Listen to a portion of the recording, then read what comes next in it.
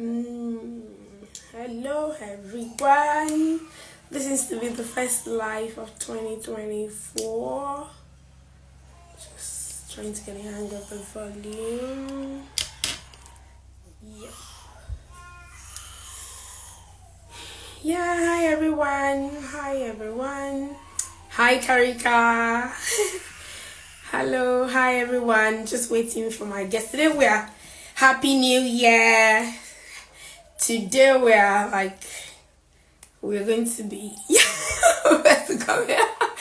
Today we have like a very one of this topic is close to my heart, and I'm so happy that Ezinne is here. So let me quickly just bring her on board.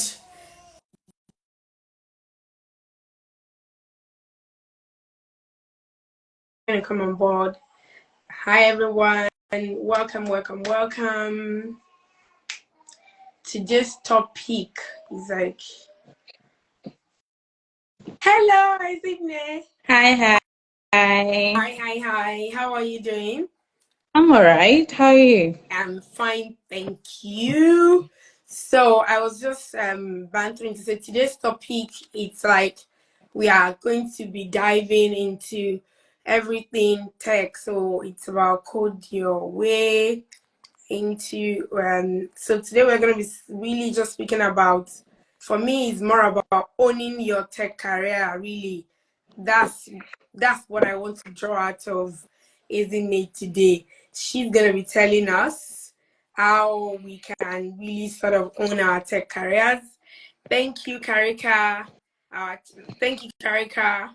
Thank you for hailing us. We are here hailing you as well. Thank you. So, anyway, so that we can get into the topic of the day, and then, so first of all, isn't it? I want you to introduce yourself to the audience. Like, introduce yourself. How you want us? How do you want us to call you? What do you want us to? What do you want us to know about you? So just really introduce yourself like that, and we're gonna get into the meat of the conversation. Okay, thank you so much for having me. My name is Ezinne Onwuekwe. Well, I usually call myself Ezinne VC Yes. Onwuekwe. And I'm a trained pharmacist, Hmm. finished from UNN Nigeria, and quite a long time ago. And dabbled into a lot of things as a pharmacist, started with supply chain, moved into public health, got into project management. So for the past like 10 years, I've been in public health, project management. Then from there, with COVID-19, moved into data, and I've been working in data for a while. So I moved to Canada last year. A digital health strategist. I work with data. My current project is to digitize a provincial health system. And I'm also the founder of the VC Health Tech Hub, which is a platform where we kind of like bridge the gap between healthcare workers and those who want to get into the tech industry. So that's just a brief Good. about me. Good. It's not a brief. It's a brief, but yes, it's a brief, but it has a lot of meat into it. So good. And one of the questions that I wanted to ask you is, Ebimo, I know a lot about fintech. About fintech is more popular. I know a lot about agri tech, but I don't really know too much about the health ed tech, and I like that you sort of have a company that, so I know that you will have more knowledge. So if you can really just tell us what does it really, when you talk about ed tech, what does it really mean? And because this platform, Career Ready platform, is to help people to just be ready for their career, people that want to pivot. So I really want you to go into that sort of, that's where I want you to just touch light to tell us who are the people that can leverage this tech, what is it all about, so that we can all learn and see if it's something that can benefit. Obviously it can benefit, but in what way? So yeah. Okay, so health tech is basically what it is, health and technology, the same way fintech is financial and technology. So practicing your healthcare profession within the aspects of technology. So it's sort of like using the tools, because right now, for example, everybody's crazy about AI, the Mm-hmm. AI tools available, and using the tools that are available to practice your healthcare profession. So I'm an advocate of do not forget your domain Mm. knowledge.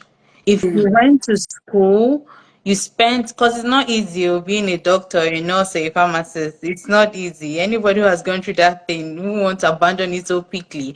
And if you've gone through all that, it's not for you to abandon it, because now the craze is not that the craze is tech, but like tech is what's in, and it's very profitable. It's where the future is going. So you don't abandon your domain knowledge. Instead, you fuse tech into your Hmm. domain knowledge, which is, if you're a doctor, fuse tech into practicing medicine. If you're a pharmacist, you're in a community pharmacy, you're in a clinical pharmacy, you're doing clinical trials, or even a public health person, or you're a nurse, fuse tech into what you're doing. So, and that depends on what you want. You understand? First of all, you need to even start with, what do I want to do in tech? Like, what is it that I want to work in tech? So how do I, before you start that question of how do I get in, you ask yourself, what do I want to do in tech? Do I want to be a coder? Do I want to be someone who has an awareness of tech and works in the tech industry? Or do I want to be someone who has a bit of both? I know how to code a bit. I also have an awareness, and I can just get by like doing tech stuff in a tech company or in a non-tech company, but doing a tech position. So the first question usually I ask people is, what do you want to do in tech? That's the first Hmm. question. So whatever your background is, what do you want to do in tech? That's the main question that people should be asking. So the first question should be on anybody's mind, whichever space in tech you feel like you want to play. But the first question should be, what do you want to do? And then one thing that you said that is so key is, do not forget your domain knowledge. And I like that people are, that's also resonating with people. Like, do not forget. That's like that's one of my first key takeaway. Like, no matter what, to do not forget your domain knowledge. And I like that. And then you can ask yourself, what do I want to do? Where do you want to play in tech? And I really thank you for sharing that. So something I wanted to touch with you is to see, so for your own story, in terms of your own journey, if you can share with us what has been like the critical steps, things that you feel like has really helped you in this journey, and what do you feel like, and what do you think that can help people to succeed, either they're just starting off or they're like progressing? If you can share that, that would be great. Thank you. Okay, so my story is very convoluted. I touched a bit about it at the beginning. Yeah. So I trained as a pharmacist, did 1 year community pharmacy as internship, and then I got into public health. I knew I was not going to practice traditional pharmacy. So depending on what country you are joining from, I grew up in Nigeria, I trained in Nigeria, and when you're in school, what everybody is doing when they graduate is community pharmacy, or they go and work in a hospital. And I knew that I wasn't going to do either of that. So the moment I got an opportunity to get into public health, I went for it. And that's even where I started. So that's the thing. You sometimes work in tech without realizing you're working in tech. Hmm. Because I was doing data analytics, but I didn't know it was data analytics. I was a logistician. I was dealing with data. I was preparing spreadsheets. I was analyzing data. I was doing all of that, but I didn't know it was tech. You understand? And so when I moved into Africa CDC, I got a role in Africa CDC, but it was more like a project management role. And when they started having outbreaks in countries, so one thing I'll tell people is that preparedness, Hmm. opportunity meets the prepared. So when I got an opportunity, so when I started asking myself, what do I want to do with myself? Do I want to continue as, I'm a pharmacist? Everybody thought I was in public health because I did public health because I was in public health and I was doing it very well. So um, when I got to that point, whenever I got opportunity to get into anything numbers, because I realized I loved numbers. I was doing analysis very easily. It was easy for me to collect data and analyze data.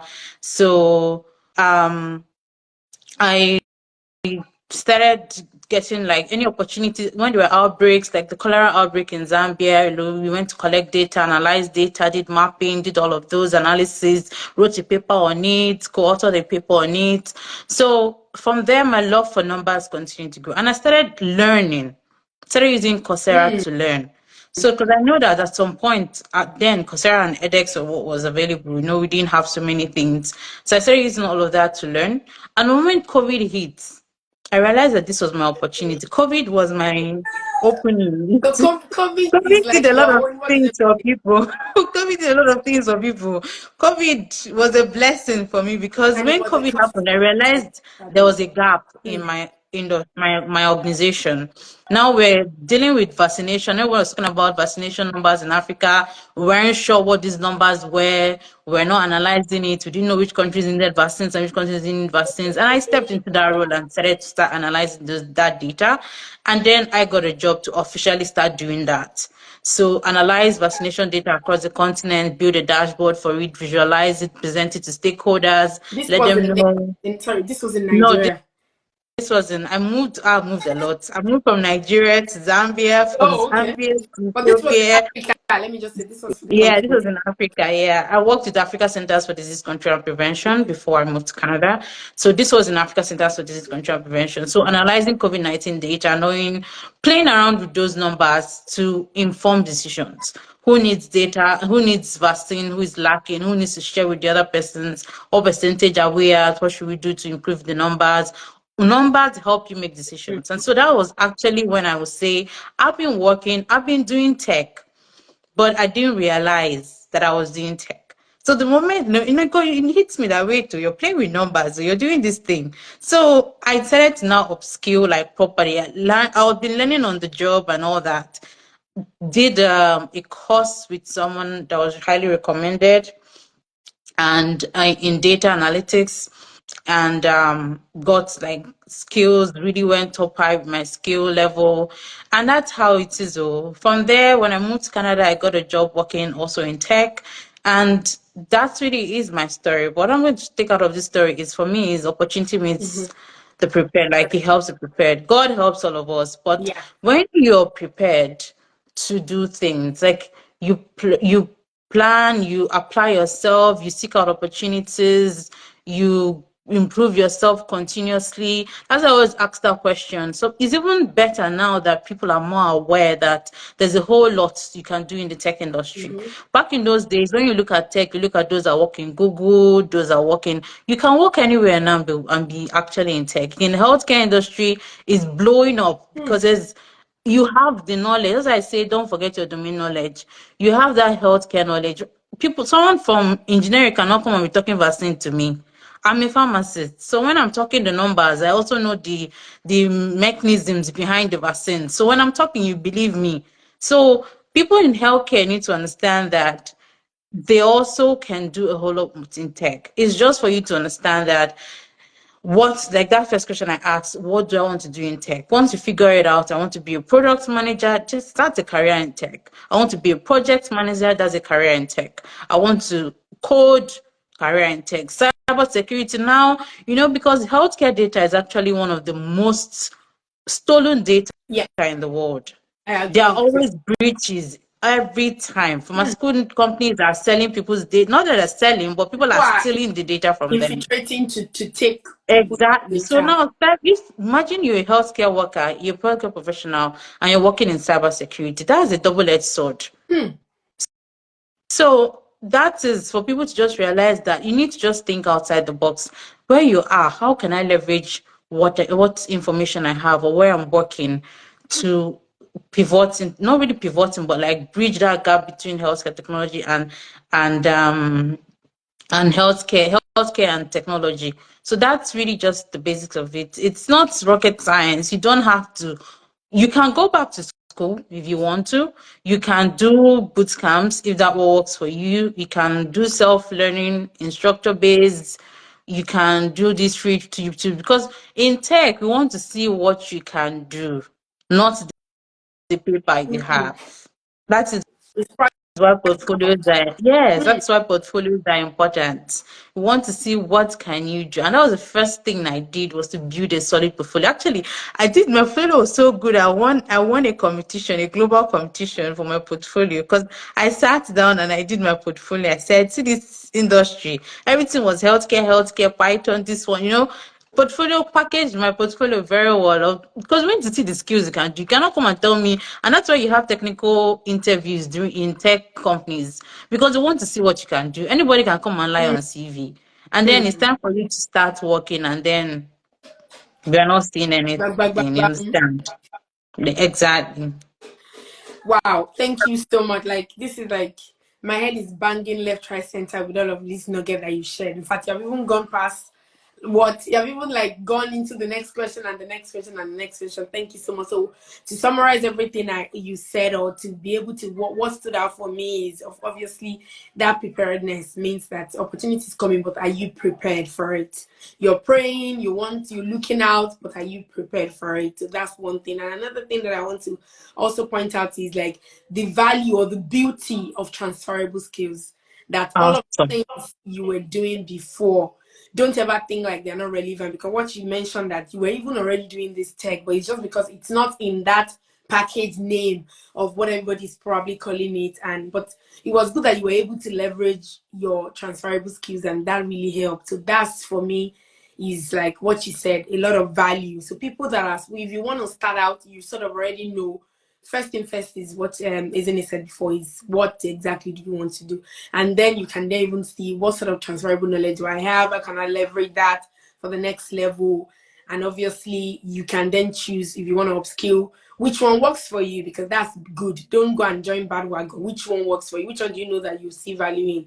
And so thank you so much. And so next thing that I want, that just to add to a lot of things that you shared is and I know that that will probably be based on different countries, but I still want us to remain in this, I mean, coming into tech. So how will you, let's imagine that someone is now I have done all of this. How do I now start to look for the job? Where should I be looking? What should I be looking? Especially if I'm a newbie and I don't really know. So if you can share, I see your smile, it looks like you have a lot to share on that. I'm happy. No, first of all, is have you chosen a career Mm. path?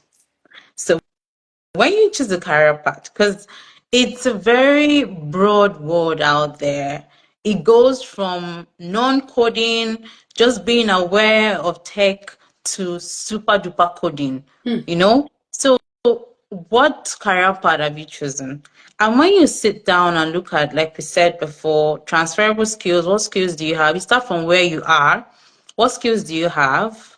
What competencies do you have?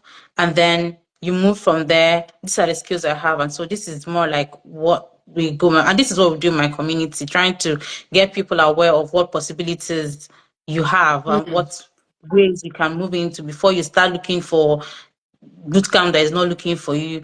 So you start with those things. What's my skill gap? I call it skill mapping, and I'm a very big champion of skill mapping. It's like trying to figure out, okay, you go to a job description, pick a job description. What do I have? What don't I have? How do I get what I don't have? So Hmm. that's like a skill mapping. Do that for whatever career path you've picked. You can use AI tools. You can decide to go the hard way and start looking at job descriptions. What type into ChatGPT, tell ChatGPT, okay, give me all the skills and competencies for this job of a data analyst, a healthcare data analyst in Nigeria. And it's Hmm. going to bring out all the, do you need certifications? It's going to bring it out for you. I'm just using ChatGPT as example. There are so many tools you can use for Mm-hmm. that. So you can do that, and that's a way of sort of like mapping out what you need to get to where you want to get to.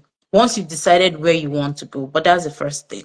So for people who are just starting out, don't just go in blindly and start upskilling and start taking long courses on Coursera.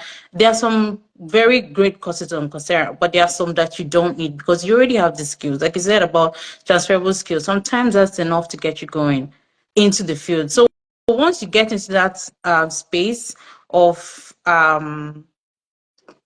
tech, you start small, you grow on the job, you keep upskilling. Because the thing about tech is that you have to be on your toes. Yeah. New technologies are coming out, new things, ways of doing things are coming out. The same way you were doing it last year, there's an easier way to do it now. You can leverage on AI tools to do things, to make your work easier. So you have to always be on your toes to make sure that, things you're making life easier for yourself, and you're also like, on board with the trends. So what first thing I'll advise people is just to do that career mapping, do skill mapping, career mapping. Skill mapping is part of career mapping, and then figure out where you have gaps. Once you've identified where you have gaps, then you can now start looking for, how do I fill up these gaps that I have? And then you can use job descriptions actually to help guide you where you want to go to. Look for jobs advertisements in that area and start looking for, okay, do I have this? Do I have that? Do I have the other one? Oh, I don't have this. How do I get it? They need me to get this. Is a desired skill or is a preferred skill set? How do I get it? And then that's how you prepare for these things. And you start small. You can do a tech role in a tech company or start with a non-tech role in a tech company. Either way works for you, but then you just keep, growing gradually till you get to where you want to get to. But you have to keep learning. It's a continuous journey. And yeah, thank you so much. I completely agree with you. And based on what you have said, is that the key first thing is to, like you mentioned, skill mapping, so that you, I know that there have been questions being asked. I'll come to all the questions later, so that you don't, like you said, you don't run after what's not running after you, and you don't even lose money, because if you keep doing this in some boot camps, you pay this one, pay that one. And I like that you made it so easy to say that once you have, and back to the domain knowledge, once you have that, see, it's just like when they say you have every other thing is going to be hardened. And I really like that. So I want you to tell us, because you mentioned that this is part of the things you do in your community. I wanted you to tell us what your community, what exactly do you do, and how do you support talent? Is it people that are transiting into tech that you support? Is it just people in the medical field, or anyone? I just wanted to understand who exactly you cater for in your community. That will help people that might want to connect with you after to be able to connect with you. So for now, we're working with nurses, doctors, and pharmacists. So these are three key people. So we started with earlier career people, so less than 5 years. We hope to increase it to 10 years at least. So these are people who have an interest in bringing in tech into their roles or moving from their present jobs into a tech role. So what we do is we talk to them, we bring guest industry experts to let them see, okay, this is what I do, this is what you can do. And then we support them with some courses for those who, because then you realize like I always say, the first step is, what do you want to do? Once you realize that, then we now know, okay, how do we solve your problem? Is your problem that you want to do this course, you need to do that course? Are there cost implications? Are there people who can mentor you? Are there people who, is it just a case of mentorship? You have the skills, you just need to get into the field. Is it a case of trying to put your CV together? We find what problem works for each other. So for now, we take a cohort of 30 each. We just started our first a cohort this January.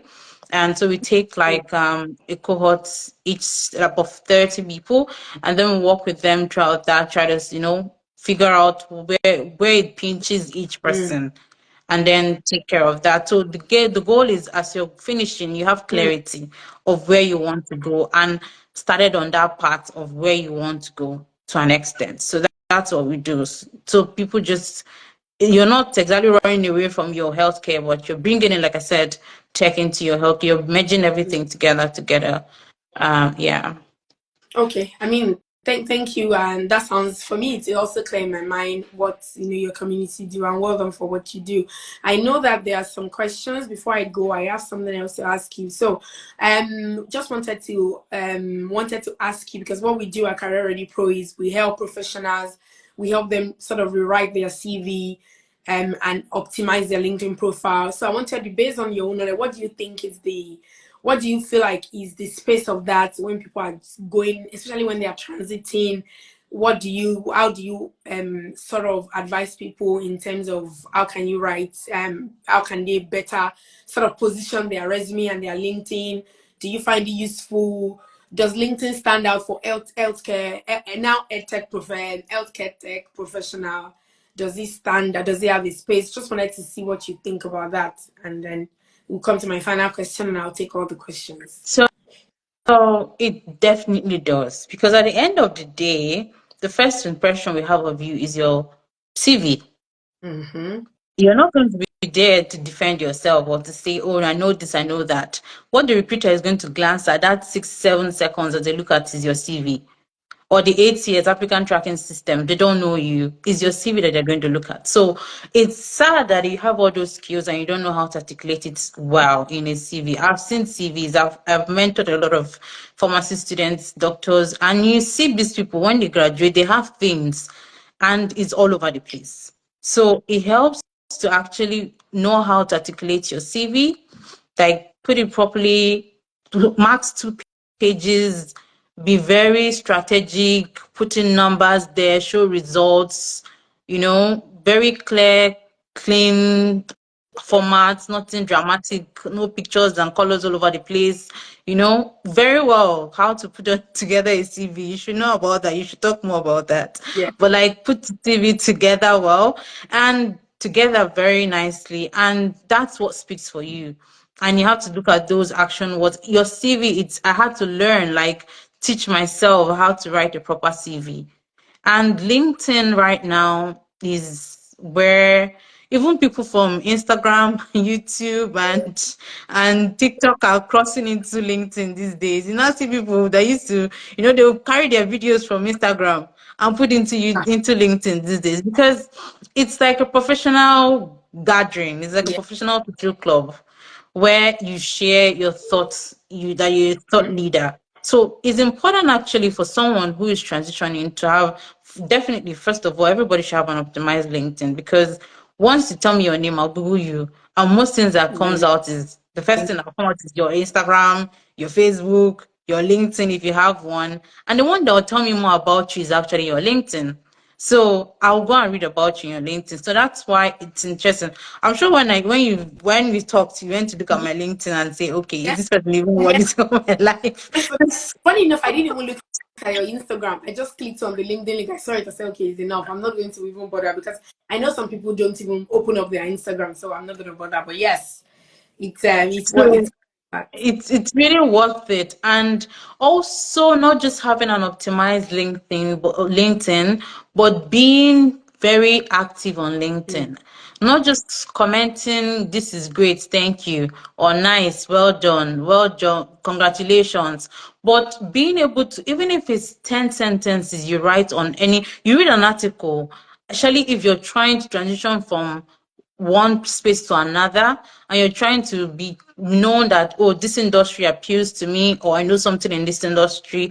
It helps that you read articles and then you sort of just write something on it, repost the article and write your thoughts on it. Mm. Do that once or twice a week, or once even a week. It shows that you're becoming a thought leader in that area. You don't have to write lengthy LinkedIn posts, just something short. It gives us it gives you some credibility, it gives you some, and you also learn as you're reading those. We should learn to stop not just TikTok and all that, but also learn to, if you're interested in that career progression, learn to read articles, Mm. news articles, papers and stuff like that, and sort of review them on LinkedIn. It doesn't hurt. And that brings, like, when I look at what you've posted on LinkedIn, it's like, okay, this person knows what they're doing. Or you do a project, if you're into data science or visualizations, post it on LinkedIn, let people critique it. That shows that you're learning and you're also doing something. And when someone, because recruiters, I got my job through LinkedIn.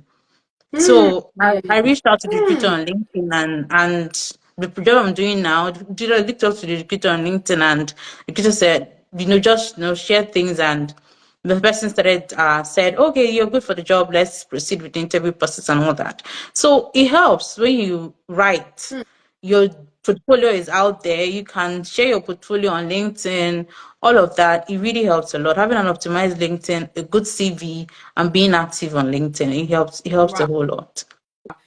In fact, I couldn't have summarized this last question, but it looks like you spied into this side of my head and this side of my head, and you just brought out. And I like it that it's, if I'm the one saying it, it looks like, oh, she just wants to sell her market. That's what she's saying. You say, that's why I put that question to you. Are you saying it? You are so right. Like, there is no way that, no, you don't even have to be an active job seeker before you can have like a very, very put together CV.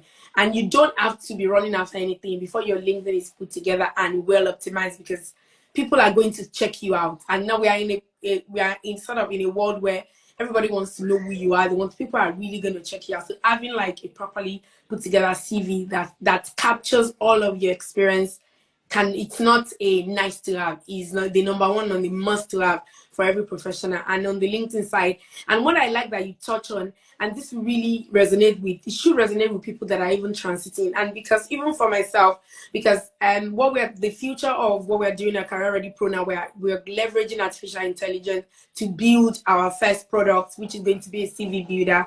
And for me, I'm putting my 2 feet into the artificial intelligence industry. And just like what you said today, there was an article that was said at I can't remember where that guy said it. I think it was Davos, the head of PwC, and it was saying that young people need to get back to work and 45 times a week because artificial intelligence is going to steal their job.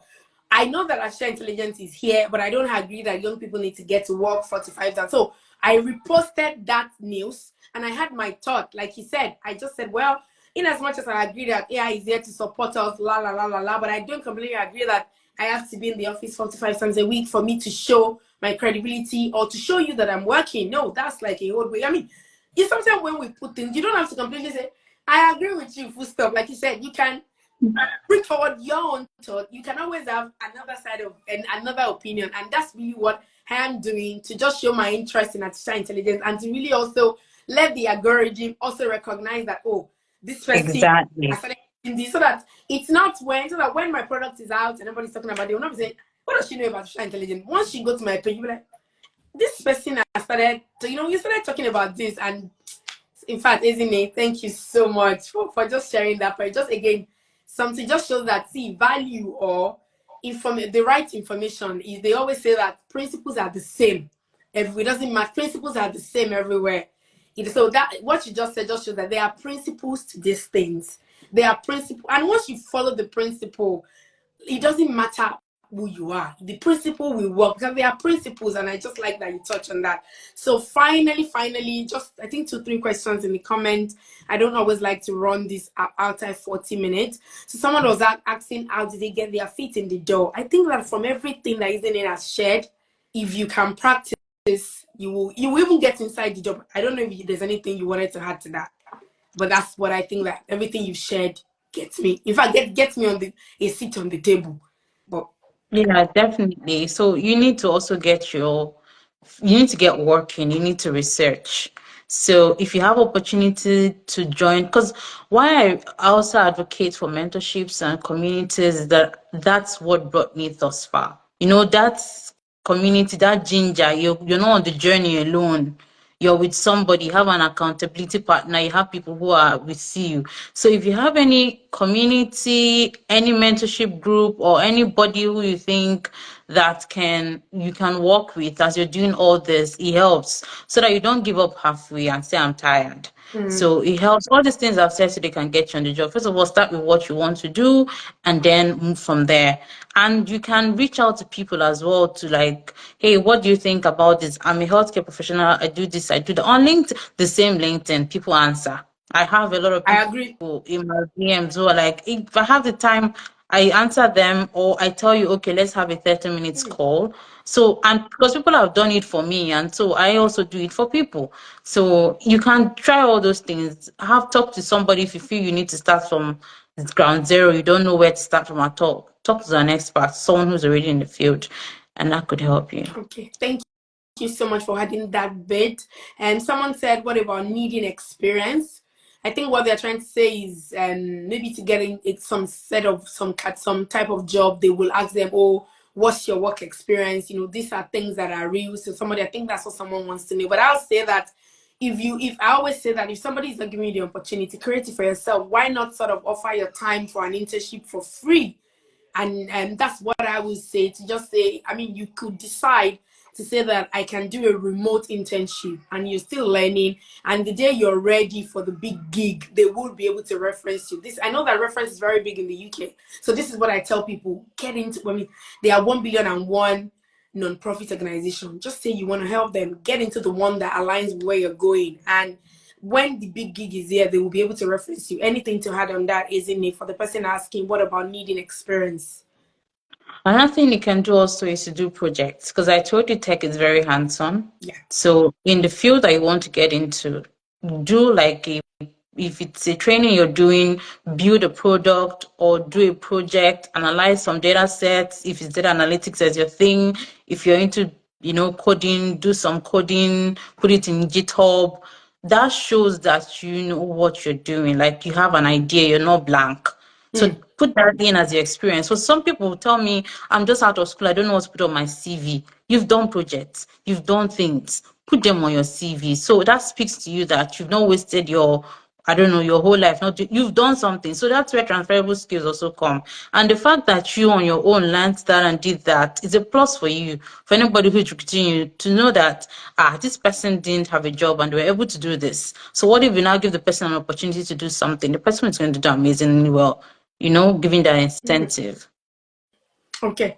I and thank you for sharing that. That's true. And just to add a real life example to what Ezinne shared, there was there was a girl that I know. She just finished school and she wanted to do product design. She was looking. She thought that she when she looked and she saw that nobody was giving her an opportunity, she just started redesigning people's random websites. Like she can come now if you have Ezinne.com. She will look at your website and see maybe this supposed to be here, that's supposed to be here, and she'll redo it. And that's how she built a massive portfolio, and she just put the portfolio. I think there's portfolio for products. I think it's called Binance or something. That's the name of it's like a Instagram for product designer. And she put her portfolio there in 2 weeks. People were like, wow, you did this, I want you on board. Like that's an example of creating your own feast, not even a table now. It's a table with stuff. So I know that's her going like extra miles, but it just shows that she has time. She just finished school. She's not doing nothing. It was just like, how bad does she want it? Instead of her, like sitting on TikTok and doing what's not adding value, she just started revamping people's website. She'll do you sell it to them. They will, in a funny way, post it on Twitter now, X, and that's how it went viral. And boom, she had a lot of offer, and right about now, I'm sure she's living her life. So that's something real life example to have. So final question, I think someone was asking, do you maybe what about people with public health background? Sort of, do you accept them into your community? I know she So mentioned we doctors, have, nurses. yeah, I do. For now, the community is strictly for justice, doctors, nurses, and pharmacists. But we have regular projects for regular opportunities for people in the Okay. broad healthcare background. So once in a while, we have those, and there's one coming up for people who want to do AI and machine learning. So it's a Oh, collaboration we're having with some people who, especially for public health people who want to do modeling, that will really benefit them very well. So the person should just look out for that. so It's going to please. come out in the next couple of weeks for you to do that. All right, so this is something you want to keep an eye on, Ruth, because that's your question. You want to keep an eye and be the first to jump on the opportunity when he's out so that you can take advantage. I believe that I did not miss any more questions. So thank you so much, isn't it? Do you want just yes, Ruth got that. So I'm sure Ruth will be in your DM, isn't it? So that's it. So if you can just give us like, I mean, we have 1 2 minutes to finish. I know that now it's time, but it just if there's any parting note or anything you want to just sort of use to wrap up, or if there's anything you want to share that we didn't have time to go through the question, you can kindly just wrap it up and then we'll say it to the people, and then it will be bye bye from this side. So I'm just going to say first, don't throw away your domain knowledge. There's power in domain I love knowledge. that. Two, transferable skills are very much necessary. And as you're building your hard skills, build your soft skills as well. They are Hmm. accepted across board. Hmm. So I love you that.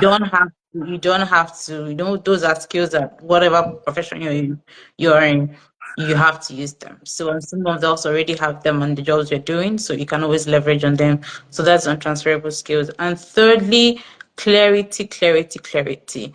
What do you want? Start from where do you want to do before you start jumping around looking for things that are not looking for you. Start with that career clarity of what do I want to do and then build up from there.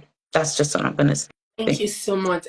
I mean, I love it. Succinct, nothing to add. It's just take it. Even myself, I'm taking that on board. Thank you so much, Ezinne. It You're was really welcome. lovely to spend this time with you. Believe me, it was. Of course, I expect not to be flying, but I like the calmness that you brought to it, and I really just love the vibe that you brought to it. And thank you so much for answering our call. We really do appreciate you. And if there's anything you need from our community, always feel free to ask us. Thank you. Exactly. It was such priceless, chilled, nice conversation. I really love it. I really do love it. Thank you so much. So take care. I know that you will probably have meetings to run. Thank you so much, Ezinne. It was lovely You're to see you. welcome. Thank you. Take care. And thank you, everyone. I mean, thank you guys for engaging. I mean, the chat box was on fire. I love it. Thank you so much. All of the nugget, please. I will even put it together and make it a post. Thank you so much. Uh, take care. Enjoy your weekend. Enjoy your weekend, guys. Don't forget all of the things she's in the share. Thank you. Thank you. Take All care. right. Bye. Bye.